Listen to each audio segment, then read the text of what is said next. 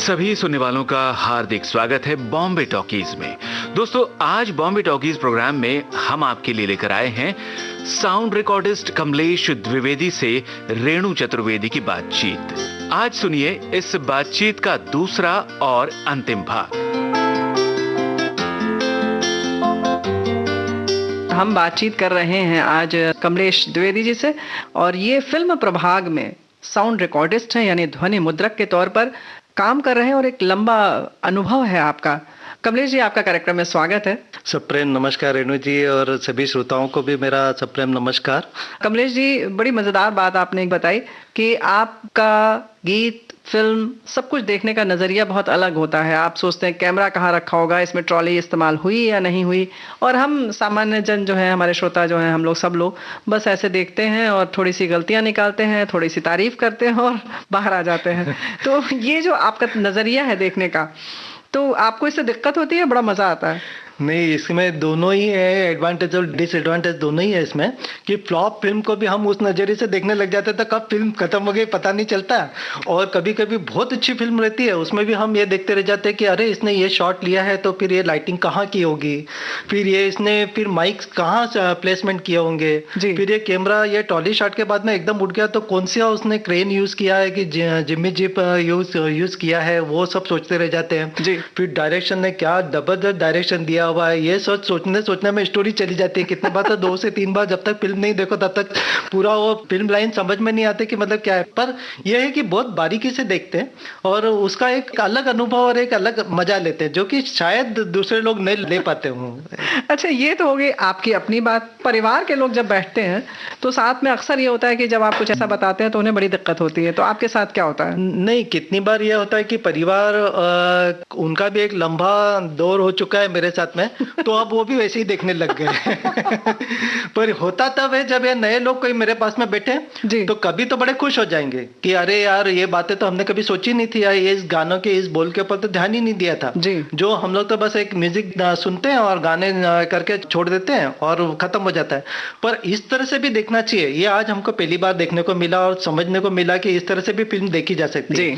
अब जैसे कि आजकल के गानों के अंदर देखो तो एक म्यूजिक के ऊपर ज्यादा जोर दिया जाता है कि मतलब एक म्यूजिक जबरदस्त बज रहा है और 2 लाइनें आगे की याद रहती है और उसके बाद की याद ही नहीं रहती कि क्या हो गया। पर जैसे कि मेरे साजन है उस पर, गुण तो न था कोई भी अवगुण मेरे भुला देना। अब ये इतनी बड़ी बात, इन शब्दों के ऊपर ध्यान दो तो ही उसकी गहराई समझ में आती है। तो इस तरह से म्यूजिक के अंदर भी कि मतलब कौन सा इंस्ट्रूमेंट बजा होगा, किस तरह से बजा होगा, इसकी बैलेंसिंग कैसी क्या की गई है, कि फ्लूट इतना ही क्यों रखा गया है, फिर ये मंजीरे इतने ही क्यों रखे गए हैं। तो इन सब बातों को जो ध्यान देते देते जाते हैं तो उसमें खो जैसे जाते, जैसे समाधि में बैठ गए हो वैसा। ओरे माझी, ओरे माझी, ओ मेरे माझी, मेरे साजन है उस पार, मैं मन मार हूँ इस पार। ओ मेरे माझी, अब की बार ले चल पार, ले चल पार। मेरे साजन है उस पार, मैं मन मार हूँ इस पार। ओ मेरे माझी, अब की बार ले चल पार, ले चल पार। मेरे साजन है उस पार।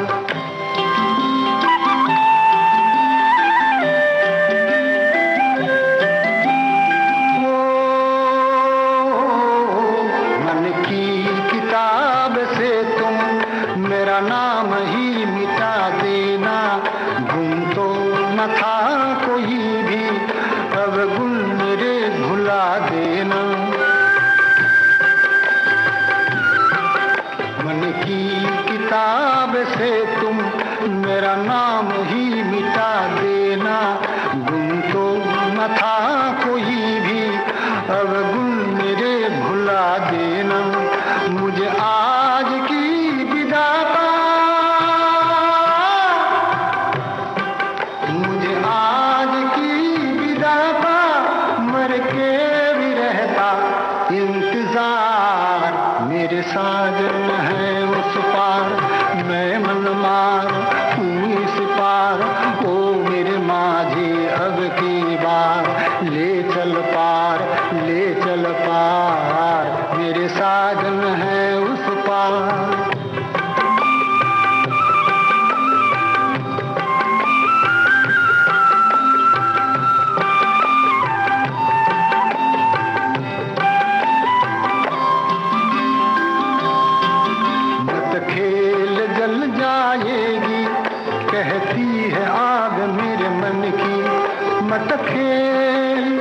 खेल मत खेल जल जाएगी, कहती है आग मेरे मन की, मैं बंदिनी पिया की, मैं संगिनी हूँ साजन की, मेरा खींचती है आंचल,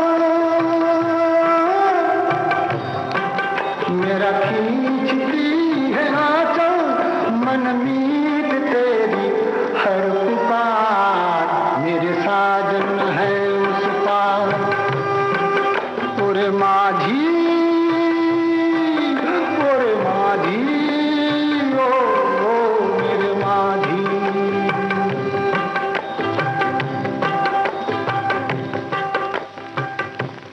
सच में बड़ा अच्छा लग रहा है ये बात सुनकर कि आप उस नजरिए से देखते हैं। कुछ लोग खुश होते हैं, कुछ लोग नाराज होते होंगे कि क्यों बकवास कर रहा है। हाँ, ऐसा कि भी फिल्म के ऊपर से हमको ध्यान ही हटा रहा है कि मतलब ये क्या इतनी टेक्निक में जाने की जरूरत क्या है, बस भाई फिल्म देखो, मनोरंजन करो और बाहर निकल जाओ पॉपकॉर्न खा के।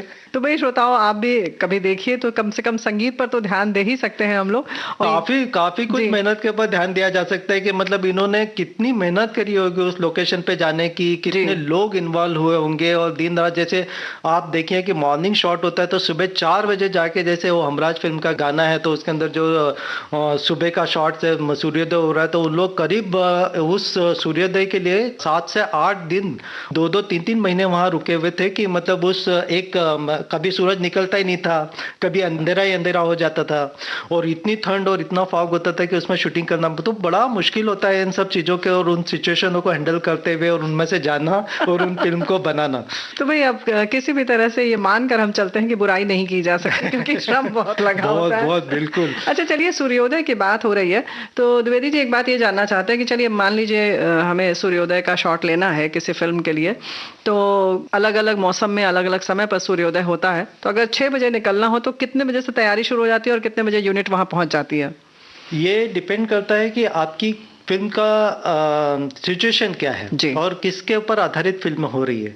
अब जैसे एक छोटी सी डॉक्यूमेंट्री है और उसके अंदर हमको किसी वो सरदार पटेल जी के गांव का सूर्योदय बताना है, तो हम तो बस सूर्योदय का टाइमिंग लिया और उसके 1-8 घंटे पहले जाके प्लेसमेंट कर दिया, वो स्टैंड वगैरह लगा दिया और उसके अंदर हम लोग ने दिशा भी निर्धारित कर ली कि इस समय इस जगह से इस समय पे सूर्योदय होगा और एक सिंपल शॉट होता है कि मतलब ये हो रहा है। पर जब फीचर फिल्म की शूटिंग होती है तो उसमें करीब 2 से 3 घंटे पहले, मतलब अगर समझो 5 बजे सूर्योदय हो रहा है तो करीब 3 बजे जाके वहाँ पे हो जाना पड़ेगा कि ट्रॉली शॉट है कि क्रेन शॉट है, तो वो सारे टेक्नीशियन और सारे जो सहकार्य करने वाले लोग हैं वो करीब रात से भी जाके बैठ जाते हैं और जनरेटर वगैरह लगाना से सब सारा कुछ उधर प्री प्लान करके और काफ़ी कुछ तैयारियाँ करनी पड़ती है उसके लिए।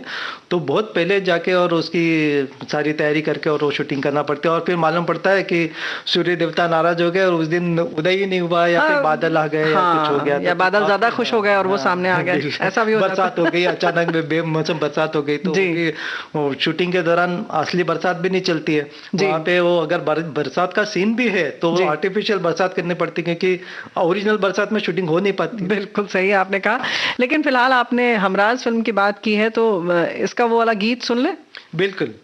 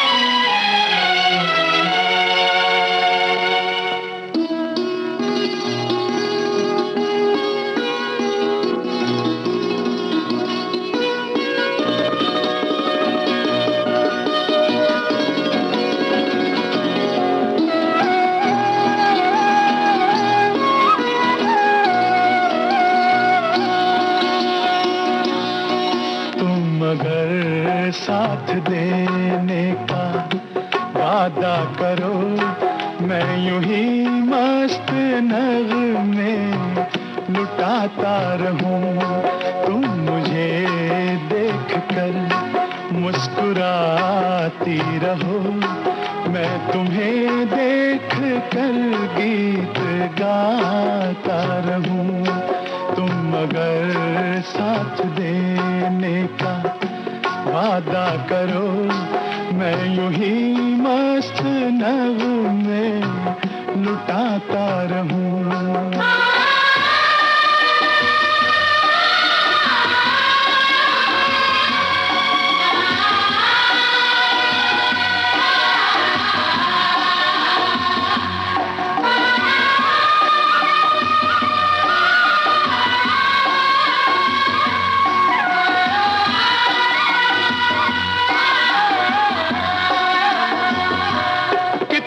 जलवे फिजाओं में बिखरे, मगर मैंने अब तक किसी को पुकारा नहीं।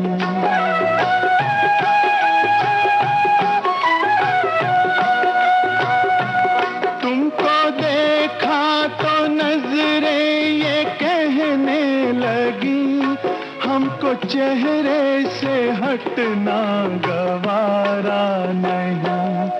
तुम मगर मेरी नजरों के आगे रहो, मैं हर एक शय से नजरें चुराता रहूं।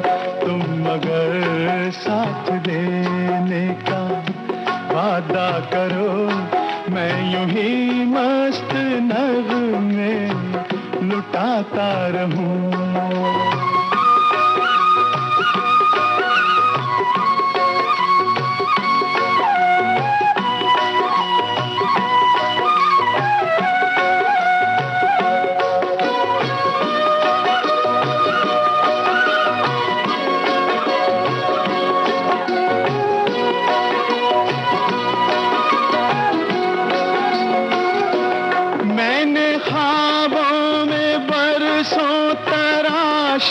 जिसे तुम वही संगे मरमर की तस्वीर हो।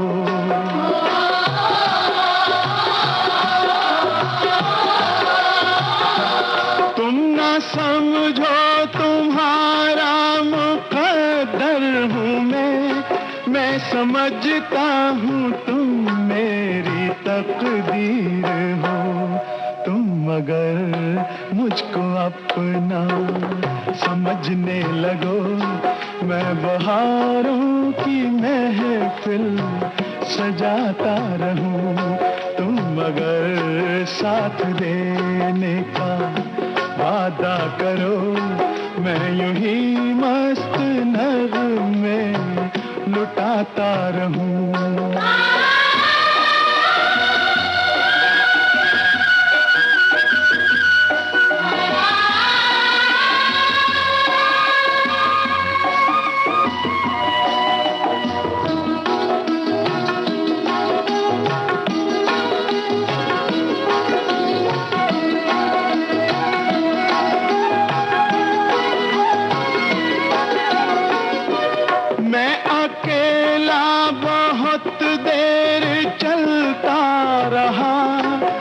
सफर जिंदगानी का कटता नहीं।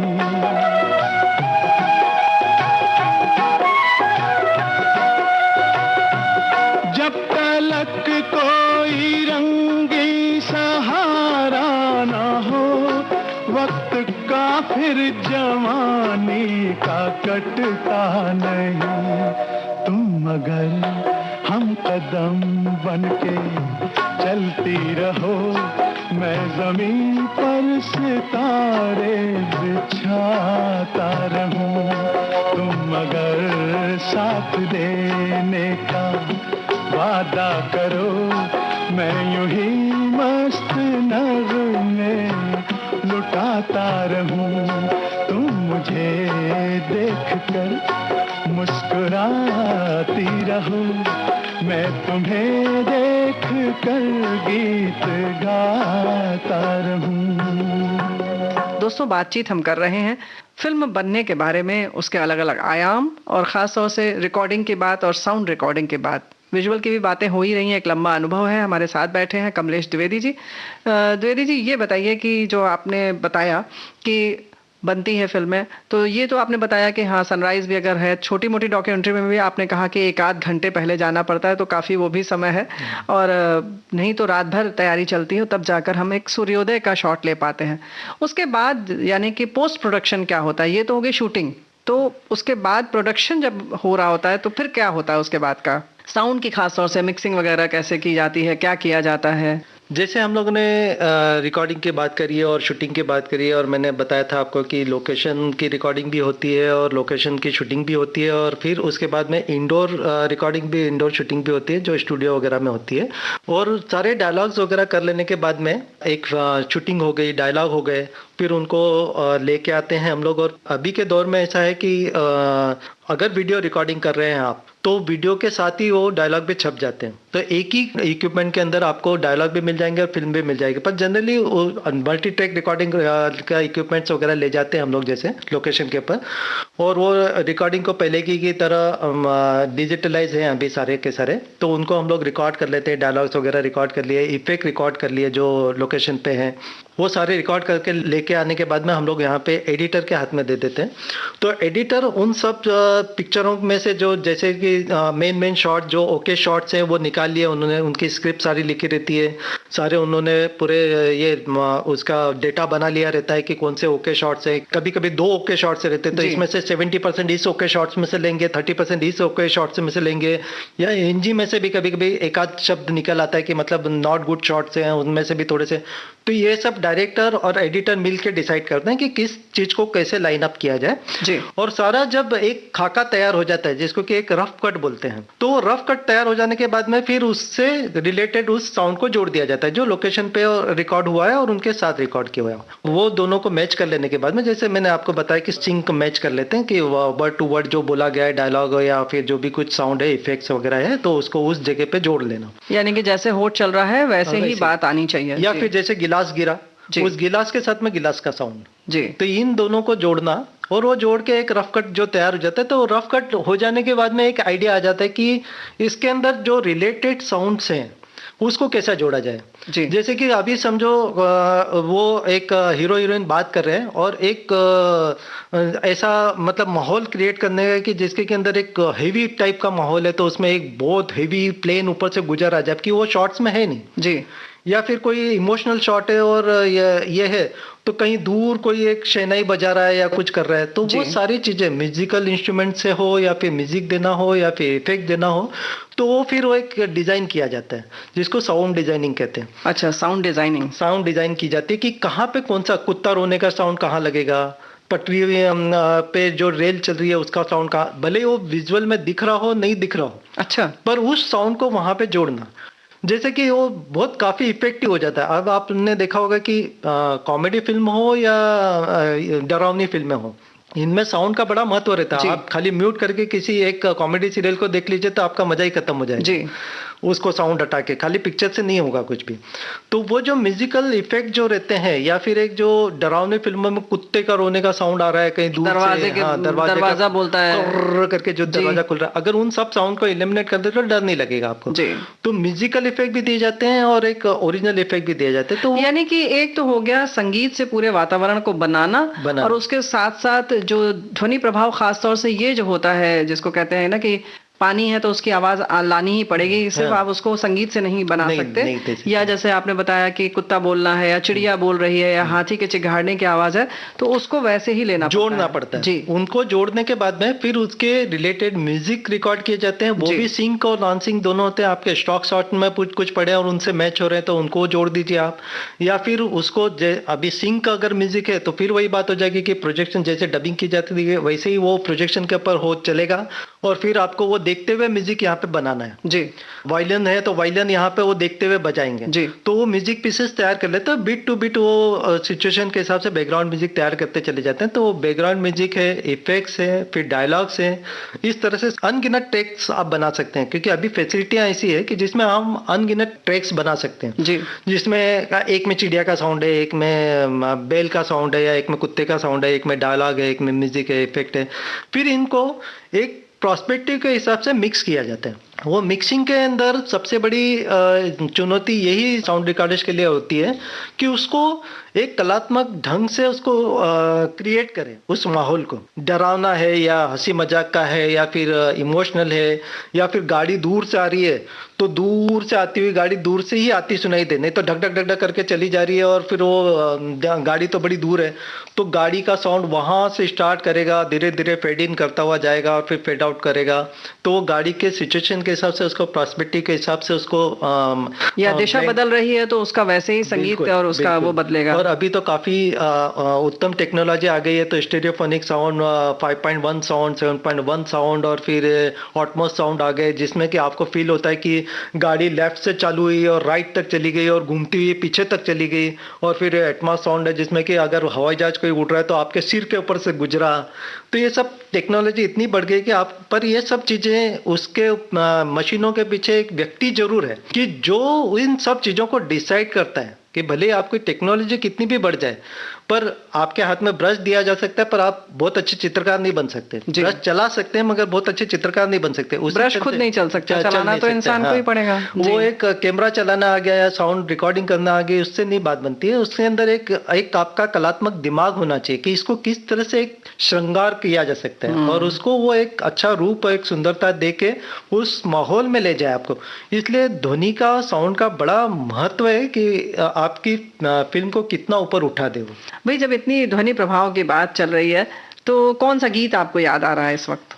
देखिए रेणु जी, वैसे तो गीत काफी हैं कि जिसके के अंदर इवन जो इफेक्ट भी दिए हुए हैं वो भी म्यूजिकल इंस्ट्रूमेंट में ऐसे इफेक्ट दिए, जैसे पत्थर गिरने का बड़ा साउंड है जी, तो वो भी म्यूजिक में ऐसा चला जाता है कि मतलब लगेगा ही नहीं कि वो पत्थर गिरने का साउंड नहीं है। आप जब गाना सुनेंगे तो ऐसा लगेगा पत्थर गिरने का साउंड है, पर वो है ही नहीं। आप अभी कभी गीत को सुने, हाँ, गीत को सुनेंगे तो ध्यान से सुनेगा। वैसे ही एक जो गाना है, हम दोनों दो प्रेमी जो दुनिया छोड़ चले, आप देखेंगे कि अगर ध्यान दें तो जो भी रेल का साउंड है या विसल का साउंड है, उसमें कहीं पे भी रेल ओरिजिनल है ही नहीं, क्योंकि ओरिजिनल रेल के साउंड के ऊपर वो गाना, मतलब ऐसा पिक्चराइजेशन किया ही नहीं जा सकता। तो जो पिक्चराइजेशन करने के लिए जो म्यूजिकल इफेक्ट जो दिए गए, तो वो रियल ऐसे ट्रेन जा रही है, सीटी बजा रही है और घूम रही है और कहीं कहीं पे एकदम झटके दे रही है, या फिर वो जो साउंड जो उन्होंने उस गाने के अंदर क्रिएट किया है, वो ही एक म्यूजिक की और ये कलात्मकता की बात है कि मतलब कितना क्रिएटिविटी की जा सकती है उस म्यूजिक के अंदर इफेक्ट और म्यूजिक देने में। अब क्या बात है, यानी कि एक ध्वनि के माध्यम से सब कुछ आपके सामने एक सीन क्रिएट कर देते हैं और बिल्कुल जान डाली जा सकती है, जान भी डाली जा सकती है, जान ले भी लेते हैं आप लोग श्रोताओं की, है ना। जब हम फिल्म देखते हैं तो एक जादू सा माहौल होता है। कोई डरावनी फिल्म देख के एकदम जैसे ढक करके कुछ आ गया तो जान निकल भी जाती है। जी बिल्कुल। चलिए ये गीत सुन लेते हैं।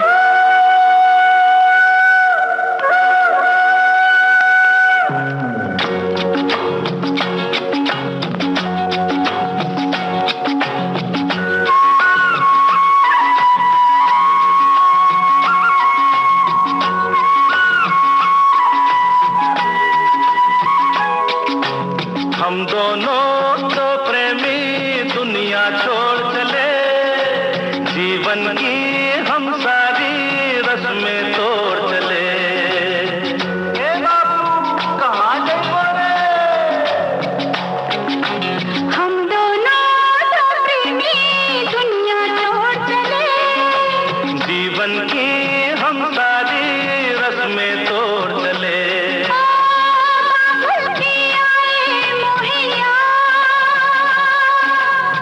जाने जा आप इसके पास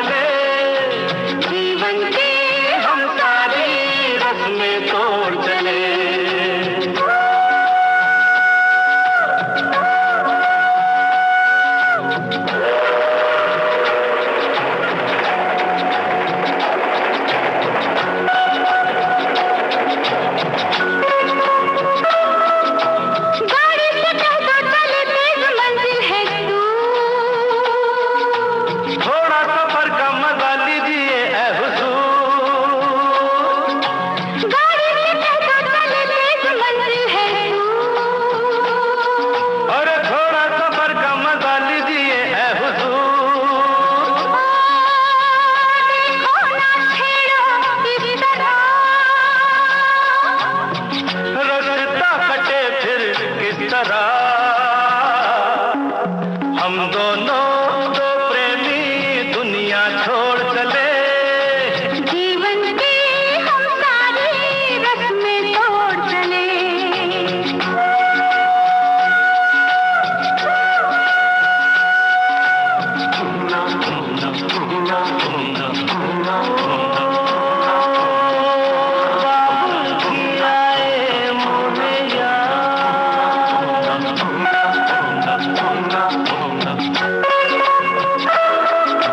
जाना कहाँ है बता उस शहर का नाम, ले चल जहाँ तेरी मर्जी ये तेरा है काम।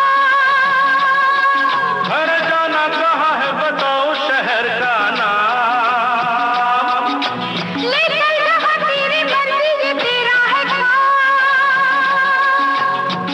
मुझ पे है इतना एतबार,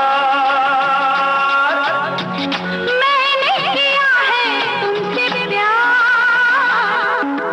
हम दोनों तो प्रेमी दुनिया छोड़ चले। जीवन की हम सारी रस्में तोड़ चले।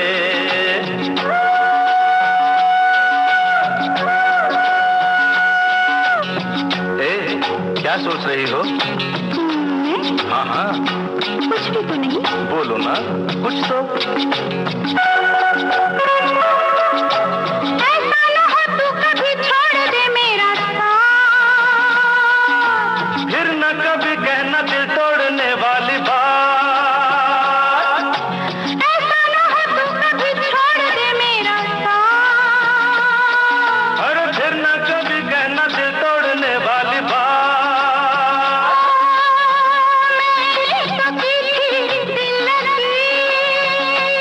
अच्छा, मैंने भी की थी दिल लगी। हम दोनों दो प्रेमी दुनिया छोड़ चले। जीवन की हम सारी रस्में तोड़ चले। हम दोनों तो प्रेमी। हम दोनों दो प्रेमी। हम दोनों तो प्रेमी। हम दोनों दो प्रेमी। हम दोनों तो प्रेमी। आप जो स्टॉक शॉट की बात कर रहे हैं, अलग अलग तरह के ध्वनि प्रभाव हों, चाहे वो संगीत का हो, चाहे खास किसी भी जानवर का हो या पानी का हो, इन सबको आप क्रिएट करते हैं, बनाते हैं या संगीत के इंस्ट्रूमेंट से तैयार करते हैं? कैसे करते हैं ये काम?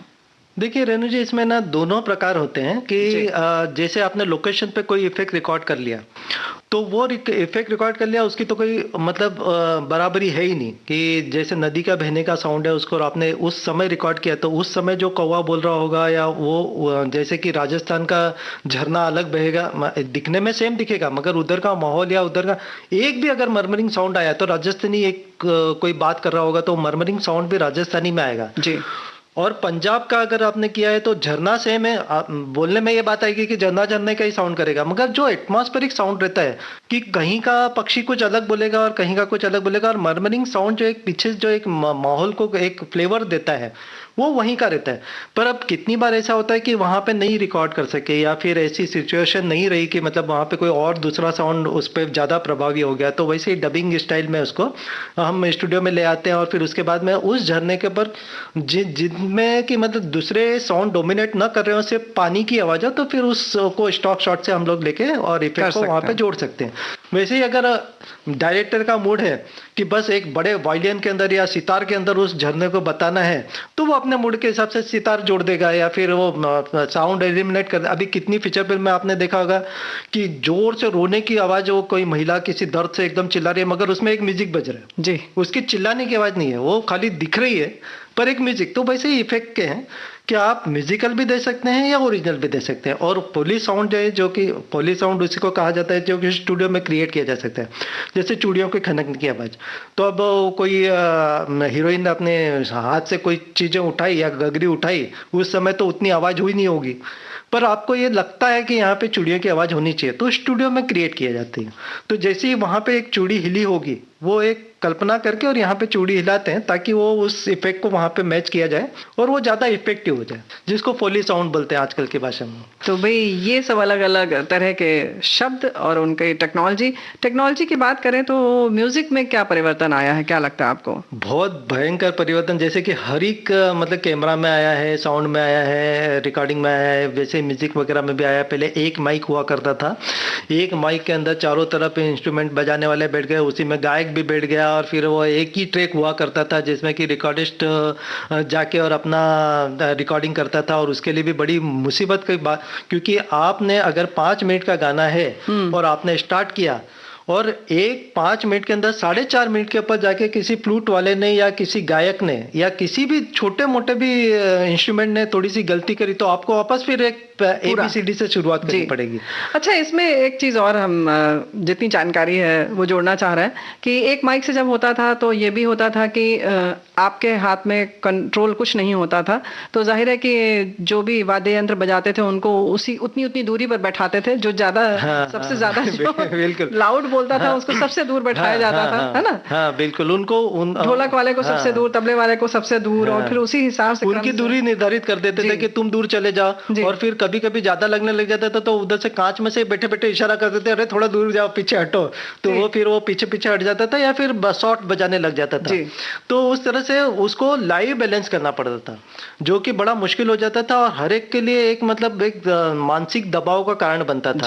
पर सबसे अच्छी खास बात ये थी कि सब आमने सामने बैठे रहते थे, वो जो एक माहौल क्रिएट होता था, तो वो एक तबला ढोलक वाले से इशारे में बोल रहा है कि अब इस पे जाना है, सम से इस पे जाना है या वो जाना है, तो वो एक बात अभी नहीं हो पाती। दिल से काम होता था, मिला जुला, और इसीलिए उसमें एक बड़ी मिठास होती थी। आपने देखे होंगे उसमें आत्मा होती थी, जैसे लगता है आत्मा होती थी और एक मीठापन और एक दिल में उतर जाने वाली एक संगीत हुआ करता था। आप सुनेंगे कि पुराने गीतों को कि जो सुनने में एकदम उतरते चले जाते हैं, वो अब वाली बात नहीं होती, क्योंकि अब क्या हो गया कि टेक्नोलॉजी बढ़ गई और उसमें इंस्ट्रूमेंट में अंदर जो इक्विपमेंट है वो एक अपडेटेड हो गए।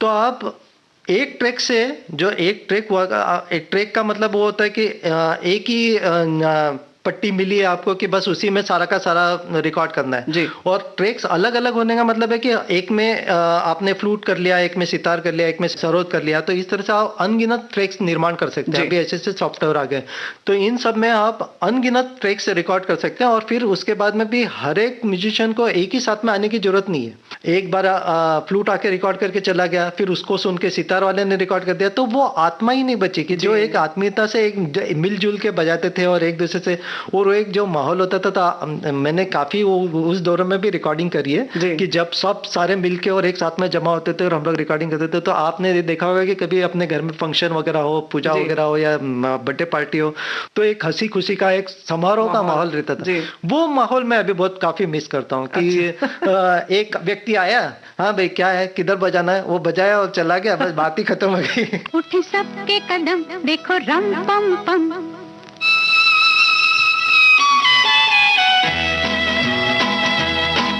उठे सबके कदम देखो रम पम पम, आज ऐसे गीत गाया करो, कभी खुशी कभी गम, तारा रम पम पम, हंस और हंसाया करो।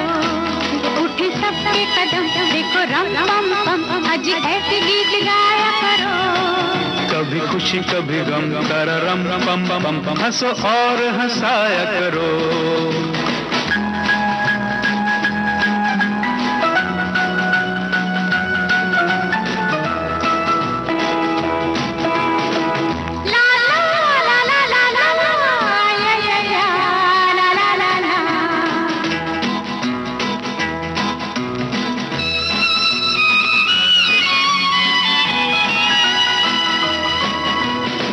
प्यारे दिन और वो प्यारी रातें याद हम है मुलाकातें, नहीं कोई गम मुझे नहीं है गिला, जिंदगी की राह में मिला है जब से तू मुझे रे हमदम, शबनम हम है और तुम शोला बन जाया करो, कभी खुशी कभी गम, तारा रम पम पम, हंसो और हंसाया करो।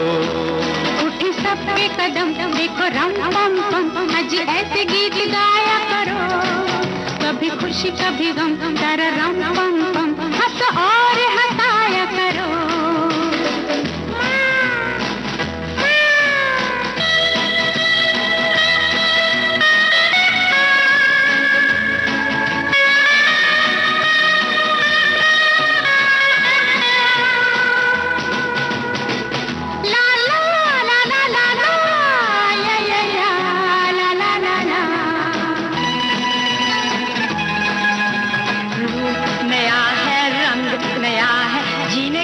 जाने कहाँ ढंग गया है। किसे है फिक्र, किसे क्या पसंद, प्यार के जहां में रजामंद जब हम तुम हम बन गए हैं सनम बेधड़क, मेरे घर आया करो, कभी खुशी कभी गम, तारा रम पम पम, हंस और हंसाया करो। उठे सबके कदम, देखो रम पम पम पम, अजी ऐसे गीत गाया करो, कभी खुशी कभी गम, तारा रम पम पम, हंस और हंसाया करो। उठे सबके कदम, देखो रम पम पम, अजी ऐसे गीत गाया करो, कभी खुशी कभी गम, तारा रम पम पम पम, हंसो और हंसाया करो।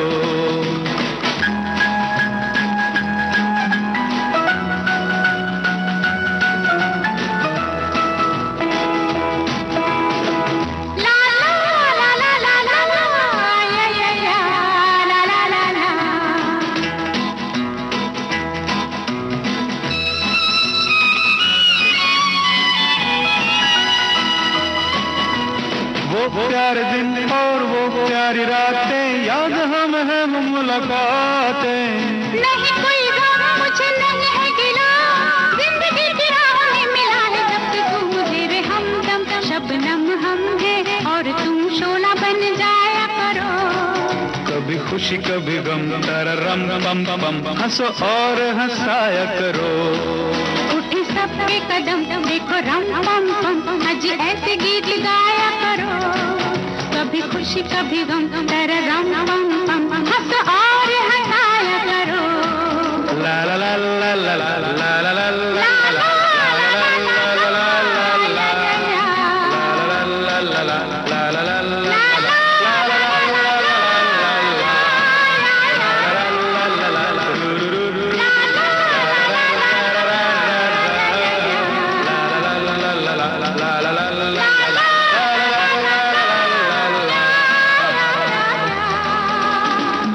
तो भी ये है पुराने संगीत की मिठास की वजह, और आज जो हम खो रहे हैं कहीं ना कहीं वो ये भी है। और उसके संग संग लेकिन कुछ सुविधाएं जो हो गई हैं म्यूजिक में, उसके बारे में कुछ जानना चाह रहे हैं। जो टेक्नोलॉजी बदली है नई, उसमें क्या और आपको लगता है? टेक्नोलॉजी में भी देखिए रेणु जी, 50 जो मैंने ये बड़े बड़े म्यूजिक डायरेक्टरों की रिकॉर्डिंग देखी, जैसे सन्नी सुपर साउंड में मुझे मौका मिला था, तो 300-400 वायलिनिस्ट बैठा करते थे एक बार में। और ये जो साइड रिदम वाले हैं वो अनगिनत बैठे हुए हैं, और फिर बड़े बड़े म्यूजिशियन अलग अलग बैठे हुए हैं, फ्लूट वाले 25-25 बैठे हुए हैं। अब देखो तो सिंथेसाइजर में पूरा का पूरा वो एक ही व्यक्ति बैठ के और सारे के सारे उसमें से वाद्य निकाल लेता है और सारे के सारे साउंड निकाल लेता है। एक उसमें सबसे बड़ी बात ये रहती कि कितना भी कुछ हुआ तो जो एनालॉग का ज़माना है, जो डिजिटल का ज़माना है, उसमें सबसे बड़ा अंतर यही है कंप्यूटर और वो पहले वाली रिकॉर्डिंग के अंदर, कि जब भी कंप्यूटर के अंदर आप फ्लूट बजाएंगे बज जाता है, कीबोर्ड में आप जब भी कोई इंस्ट्रूमेंट निकालना चाहेंगे तो बज जाएगा, तो पर कंप्यूटर कभी गलती नहीं करता जी। वो परफेक्ट वही चीज देगा जो उसको एक बार फिट कर दी गई है। वो बात आदमी में नहीं रहती, वही मिठास का कारण बनती है। कि एक बार अगर आपको बड़े से बड़े फ्लूट वाले को आपने एक बार फ्लूट बजाने के लिए बोल दिया और फिर वापस उसी चीज को वापस बजाए, तो कहीं ना कहीं वो थोड़ा सा अंतर आएगा जी। वही एक मिठास का कारण होता है कि वो जब भी कभी बजाएगा, जितनी भी बार बजाएगा, तो एक नई चीज देगा आपको, और कंप्यूटर आपको वही चीज देता रहेगा और वही का वही मिलता रहेगा आपको, और उसमें वो मिठास नहीं रहेगी। और दूसरी बात यह है कि उसके अंदर जो एक साधारण सा उदाहरण दूं मैं आपको, चूल्हे पे पकी रोटी का जो स्वाद है वो पहले वाली है, और अब एक गैस पे पकी रोटी का स्वाद है वो एक अलग है जी। तो वही अंतर वो उस मिठास में और इस मिठास में। बिल्कुल सही आपने कहा, और ये बात भी बिल्कुल सही आपने कहा कि जैसे कि कंप्यूटर गलती नहीं करता, हर बार वही बताएगा, तो कंप्यूटर अपनी पहचान छोड़ता है। हाँ। और जब कोई बांसुरी वादक या कोई भी वाद्य यंत्र जो बजाता है वो उसकी अपनी पहचान आ जाती है जब वो दोबारा तिबारा बजाते हैं, या पहली बार में ही पता चल जाता है कि उनका एक अलग स्टाइल होता है, शैली होती है, अंदाज अलग होता है। बिल्कुल सही। और एक अलग वो जोड़ता चला जाएगा, एक खूबसूरती उसमें हमेशा एक अलग जोड़ता चला जाएगा, क्योंकि एक बार बजाने के बाद उसको ये पता चल जाता है कि अब इसमें और भी है, क्या कर सकते दे सकते हैं या कुछ कर सकते हैं, तो उसको एक अलग और एक आपको डिफरेंट देने की कोशिश करेगा, और वो क्रिएटिविटी होगी उसकी। साउंड रिकॉर्डिस्ट होने के लिए क्या खूबी होनी चाहिए एक इंसान में? साउंड रिकॉर्डिस्ट होने के लिए सबसे पहली उसमें गुण यह होना चाहिए कि जो चीज जैसी बज रही है वैसी की वैसी सुनाई दे रिकॉर्डिंग के बाद। अगर कोई घंटी की आवाज है, जिस वक्त वो घंटी बजी जो सुनाई दी, वो कि वही आप जब रिप्ले करें उसको मशीन में, तो वो कि वही घंटी आपको ऐसा लगे कि अभी बजी। अच्छा, वो होना चाहिए। और फिर दूसरा, उसको इन बातों का बड़ा मतलब ये तो अनुभव से और इससे कुशलता से ही आता है जी। कि कौन सी चीज कितने लेवल पे होनी चाहिए, कैसे बैलेंस की जाए, कि फ्लूट कितना होगा, मंजीरा कितना होगा, ढोलक कितना होगा, उसकी थाप कितनी होगी, या फिर रिदम के अंदर साइड रिदम कितना आना चाहिए, कितना कम होना चाहिए, कितना ज्यादा होना चाहिए, ये आप बैलेंस करना ही और उसकी एक मिठास को क्रिएट करना, वो साउंड रिकॉर्डिस्ट के लिए बहुत मायने जरूरी रखता है। अच्छा, ये बताइए फिर इसका मतलब कि संगीत का भी ज्ञान उसे होना चाहिए? संगीत का ज्ञान तो होना सोने पे सुहागा होता है, पर हर रिकॉर्डिस्ट संगीत का ज्ञान नहीं रख सकता जी। उसके लिए एक बड़ी काफी शिक्षा और इसकी जरूरत होती है जी। पर अनुभव करते करते, और फिर होता भी ऐसा ही है कि म्यूजिक रिकॉर्डिंग हर एक व्यक्ति नहीं कर पाता जी। उसके लिए एक खास व्यक्ति ही होता है और अनुभव और उसके आधार पे ही वो करता है। बाकी तो मिक्सिंग भी वैसी है, जैसे कि आपने म्यूजिक रिकॉर्डिंग बोलो या फिर ये साउंड मिक्सिंग, री रिकॉर्डिंग एंड मिक्सिंग बोलो, जैसे टेक्स्ट मिक्सिंग से वगैरह, तो उसमें भी सेम यही है कि आपको बैलेंसिंग आना बहुत जरूरी है। बैलेंसिंग आना चाहिए। इसके लिए क्या लगता है कि कान बहुत तेज होने चाहिए? कान का तेज होने से ज्यादा है कि आपका उसको सुनने की क्षमता तो अद्भुतपूर्व होती है जी। मतलब एक ध्वनि वाले को जो एक प्रैक्टिस भी हो जाती है, और उसको एक भले आपसे मैं बात कर रहा हूँ मगर बाजू वाले व्यक्ति के या क्या साउंड हो रहा है उस पर भी मेरा ध्यान ऑटोमेटिकली डाइवर्ट हो जाता है, समझ में आ जाता है कि मतलब ये भी चीजें चल रही है यहाँ पे। अच्छा। तो वो एक अनुभव के साथ में एक आदत हो जाती है वो सब सुनने की जी। उसमें ये बहुत जरूरी है कि आपका कान तो मतलब मेन आपका आधार है ध्वनि के लिए, पर सबसे ज्यादा ये कि उसकी कल्पनाशीलता और क्रिएटिविटी उसके पास कितनी है, कि किस तरह से वो एक्चुअल माहौल को क्रिएट कर सके, और जो डायरेक्टर या प्रोड्यूसर के मन में है उस सिचुएशन को किस तरह से उसको ज्यादा से ज्यादा दिल तक पहुंचा दे, दिमाग तक पहुंचा दे, वही एक साउंड रिकॉर्डिस्ट का मेन काम होता है। यानी कि जो भी चाह रहा है निर्देशक या जो कहानी की डिमांड है वो पूरा ध्वनि के माध्यम से क्रिएट कर सके, बना सके उसको। तो आपके बहुत लंबे अनुभव हैं। आपने जैसे धर्मेंद्र जी की बात की, बॉलीवुड में और किससे किससे आपने इस तरह से साक्षात्कार किया है या रिकॉर्डिंग की अनुभव आपका? इस दौरान मुझे काफी सेलिब्रिटीज जैसे आशा भोसले जी हैं, और फिर बड़े बड़े संगीतकार हैं, प्यारेलाल जी हैं, इनके सबके पास में जाने का मौका मिला। के अब्बास साहब के ऊपर हमें डॉक्यूमेंट्री बनानी थी, उनकी बायोग्राफिकल फिल्म थी, तो उसके लिए हमको अमिताभ जी के पास जाना पड़ा था जी। और ऐसी महान शख्सियत है और महान नायक है कि उनके नाम से ही मतलब जरा हाथ पांव कांपने लग जाते हैं कि उनके सामने जाना है और उनकी रिकॉर्डिंग करना है, और क्या पता किस बात से नाराज हो जाए या क्या हो जाए, तो ये तो जब तक मिलते नहीं है तब तक पता नहीं चलता, और बड़ा डर भी लगता है कि मतलब एक संकोच, भले ही कितना भी बड़ा लंबा अनुभव रहा आपका, मगर ऐसी शख्सियत के सामने जाने पे जरा सा दिल बैठ ही जाता है। बचपन से देखा है उनको, तो मिलने की भी काफी इच्छा थी, और उनके पास में हम गए, और मैंने डरते डरते उनसे कहा कि माइक लगाना है, तो उन्होंने तो ऐसे एकदम कैजुअल माइक लिया और बोला कि हाँ लगा दीजिए ना करके, और लगा दिया मैंने। तो मुझे ऐसा लगा ही नहीं कि मतलब इतने बड़े व्यक्ति के साथ में मैं इस तरह से मतलब जो डर रहा था, तो मुझे तो उनकी शख्सियत देख के और फिर बहुत अच्छा लगा कि उन्होंने मतलब एक बड़ापन बताया और एक सामान्य व्यक्ति की तरह से मुझे माइक लगाने के लिए कहा। मैंने माइक लगा दिया और मैंने जस्ट उनसे, जैसे अक्सर रिक्वेस्ट करते हैं कि आप फोन स्विच ऑफ कर दीजिए, तो उन्होंने कहा कि नहीं मैं इसको वाइब्रेशन पे डाल देता हूँ और ऐसे ही रख देता हूँ। जबकि तो थोड़ा सा technically as a sound recordist मुझे था कि जो ये कॉर्डलेस माइक्रोफोन्स आजकल आ गए हैं जी, तो वो कोई भी फ्रीक्वेंसी, इलेक्ट्रिकल फ्रीक्वेंसी जरा सी भी हो तो वो अपने पकड़ लेते हैं। यानी कि वाइब्रेशन पर होगा और वाइब्रेट करेगा फोन तो भी रिकॉर्डिंग में आ जाएगा। फोन आया तभी भी आपको इस कॉर्डलेस फ्रीक्वेंसी को डिस्टर्ब कर देगा। पर मेरी बोलने की हिम्मत नहीं कि आप कर दीजिए, तो जैसे ही इंटरव्यू स्टार्ट हुआ और 2-4 लाइनें ही उन्होंने कही होगी कि उसके बाद में वो आया होगा शायद उनका फोन, और मेरी फ्रीक्वेंसी के ऊपर वो इलेक्ट्रिकल डिस्टर्बेंस आने लग गया।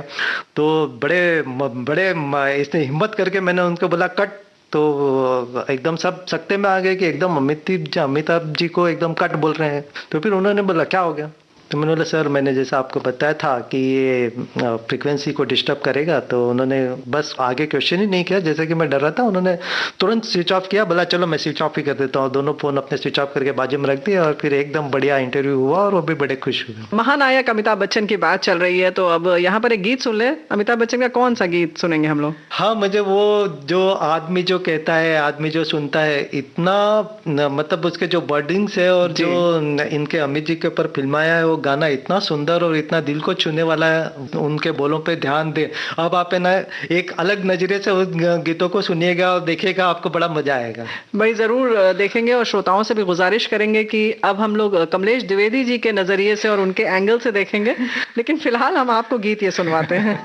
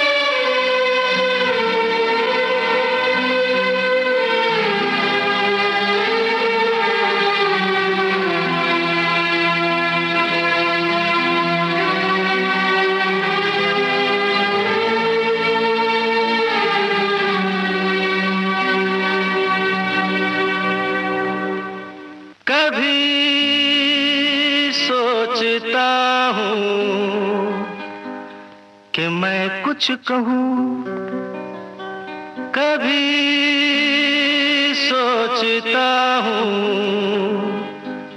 कि मैं चुप रहूं। आदमी जो कहता है आदमी जो सुनता है, जिंदगी भर वो सदाएं पीछा करती हैं। आदमी जो कहता है आदमी जो सुनता है, जिंदगी भर वो सदाएं पीछा करती हैं। आदमी जो देता है आदमी जो लेता है, जिंदगी भर वो दुआएं पीछा करती हैं।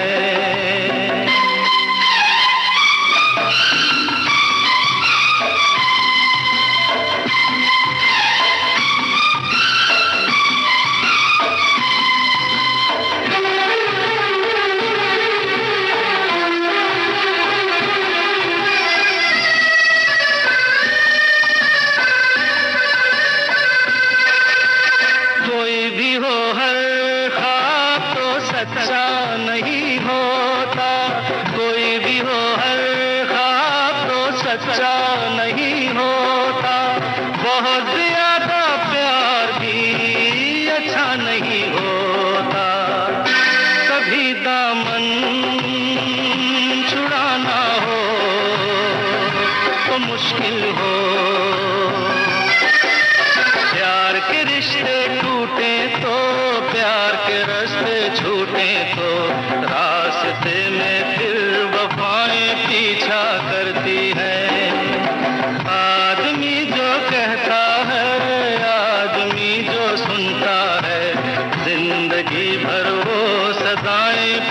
पीछा करती है।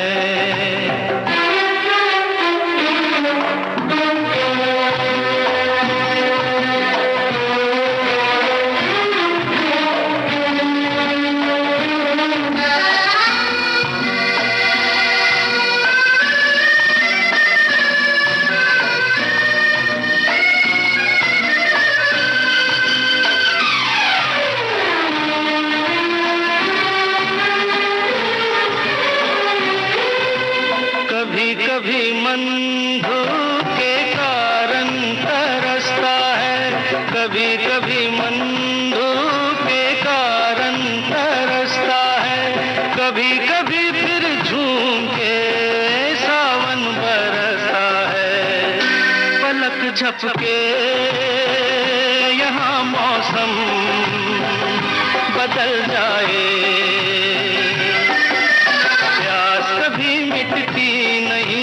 बूंद भी मिलती नहीं, और कभी रिमझिम घटाएं पीछा करती हैं। आदमी जो कहता है, आदमी जो सुनता है, जिंदगी भर वो सदाएं पीछा करती है। आदमी जो देता है, आदमी जो लेता है, जिंदगी भर वो दुआएं पीछा करती हैं।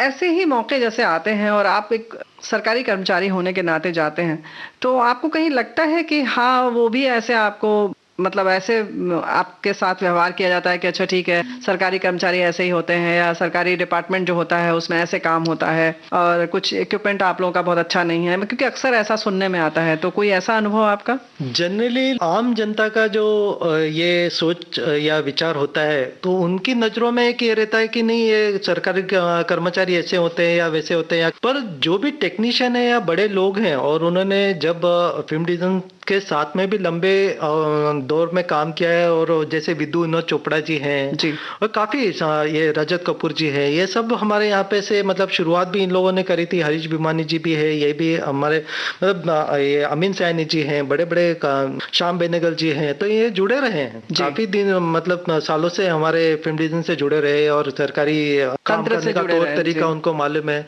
और बड़े बड़े नेशनल अवार्ड और इंटरनेशनल अवार्ड जीते हैं सरकारी ये इंस्टीट्यूट ने भी। तो उन लोगों को ये पता रहता है कि मतलब ये भी किसी से कम नहीं है, और इन लोगों को एक लिमिटेशन में काम करना पड़ता है जी। हम जैसे दूसरे चैनल वाले या खुल के बोल पाते हैं जी, वैसा हम लोग नहीं, हमको एक सामान्य दायरे में रहते हैं, सब दायरे में रह के हमारा एक कोड कंडक्ट होता है। उसके बावजूद हम लोग जो वो प्रोडक्शन देते हैं तो वो भी एक काबिले तारीफ होता है, और इसको इससे बड़े बड़े इनामों से इसको कंपेयर नहीं किया जा सकता, मगर काफी कुछ जीते भी हैं जो कि ये दर्शाते हैं कि हम भी उत्तमता में किसी से कम नहीं है। और वो सरकारी हो या कोई भी हो, अगर अच्छा टेक्नीशियन है तो वो अच्छा टेक्नीशियन है, और अच्छे डायरेक्टर्स हैं तो अच्छे डायरेक्टर्स हैं, और वो हर जगह पे हैं, और खराब और अच्छा तो हर जगह पे होता मतलब उनकी क्षमता दिखाई दे जाती है। और जो बड़े लोग हैं वो समझते हैं कि हाँ हम जिस अनुभाग में जिस विभाग में काम कर रहे हैं उसकी अपनी एक दायरा है और उसी में रह के काम करना है, और इतना दे रहे हैं जी इसके बावजूद, तो वो इन बातों को जानते हैं और वो उस हिसाब से रिस्पेक्ट भी करते हैं। चलिए ये सुनकर बहुत अच्छा लगा। और आपने विदु विनोद चोपड़ा जी या रजत कपूर जी की बात की, तो क्या अनुभव रहा उन लोगों के साथ काम करने का? या अभी जैसे कि अगर हम बात करें प्रसून जोशी जी की, तो उनका भी आवागमन रहता है आपके डिपार्टमेंट में? हाँ, वो भी हमारे बिल्डिंग में ही उनका भी ऑफिस है, फिल्म प्रभाग के इसमें जुड़े हुए हैं वो, और उसी में इनका सेंसर बोर्ड का भी ऑफिस है, तो काफी बार मुलाकात वगैरह भी होती है उनसे, जैसे इंटरनेशनल फिल्म फेस्टिवल वगैरह में है तो इन लोगों से मुलाकात होती है। पर इन लोगों का भी एक दिल से जुड़े हुए हैं ये सारे फिल्म प्रभाग से। विदु विनोद चोपड़ा जी भी अक्सर जब भी उनके पास में जाए तो ये तो बोलते हैं कि नहीं, मेरा करियर की शुरुआत ही मैंने वहीं से की है, तो मेरे लिए मेरे दिल में एक इन सब चीज़ों के लिए बड़ा रिस्पेक्ट है, और ये बड़े रिस्पेक्ट से और अच्छे प्रेम भाव से एक रिस्पेक्ट रख के बात करते हैं और फिल्म डिवीजन से जुड़े हुए हैं। चलिए, ये बहुत अच्छी बात है। और बात फिर वही आती है कि आपकी व्यक्तिगत क्षमता, आपकी व्यक्तिगत काबिलियत हर जगह दिखाई देती है। बिल्कुल बिल्कुल। तो द्विवेदी जी, आपका जो अनुभव और आपकी जो कार्यशैली है उससे वाकई हम भी बड़े मुतासिर हुए। हमें उम्मीद है कि श्रोताओं को भी जरूर अच्छा लगा होगा। फिर कभी बैठेंगे और लंबी बातचीत फिर करेंगे। आपका तहे दिल से मैं आभारी हूँ कि मुझे आपने मौका दिया, और श्रोताओं से ये पहली दफा है कि मुझे डायरेक्टली रूबरू होकर बात करने का मौका मिला। इसके लिए मैं विविध भारती का बहुत ही आभारी हूँ। इसी के साथ आज की बातचीत यहीं समाप्त करते हैं। नमस्कार। नमस्कार। आवाज दो हमको, हम खो गए, कब नींद से जागे, कब सो गए, मर जाएंगे हम मगर दूर तुमसे हो गए। आवाज दो हमको, हम खो गए, कब नींद से जागे, कब सो गए, मर जाएंगे हम अगर दूर तुमसे हो गए। आवाज दो हमको, हम खो गए।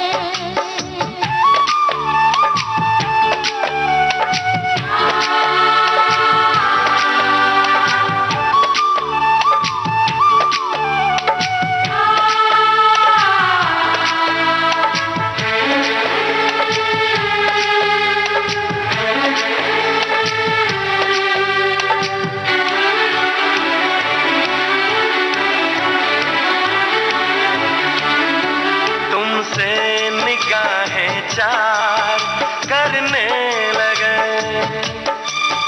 हम जिंदगी से प्यार करने लगे, डरते न थे मौत से अब मगर डरने लगे। आवाज दो हमको, हम खो गए, कब नींद से जागे, कब सो गए, मर जाएंगे हम अगर दूर तुमसे हो गए। आवाज दो हमको, हम खो गए। अभी आप सुन रहे थे साउंड रिकॉर्डिस्ट कमलेश द्विवेदी से रेणु चतुर्वेदी की बातचीत का दूसरा और अंतिम भाग। रिकॉर्डिंग इंजीनियर HR पाटले, प्रस्तुति सहयोग आकांक्षा सिंह का। विविध भारती की ओर से इस कार्यक्रम की प्रस्तुतकर्ता रेणु चतुर्वेदी।